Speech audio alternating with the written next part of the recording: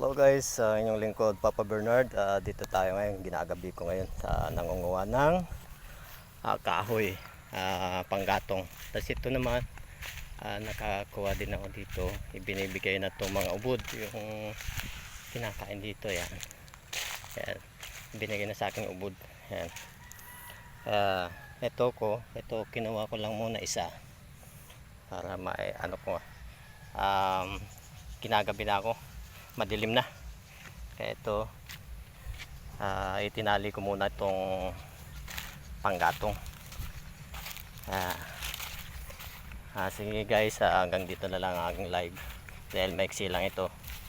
Okay, sigurado napakabigat nito guys, pero kaya to, alang-alang sa kinabukasan.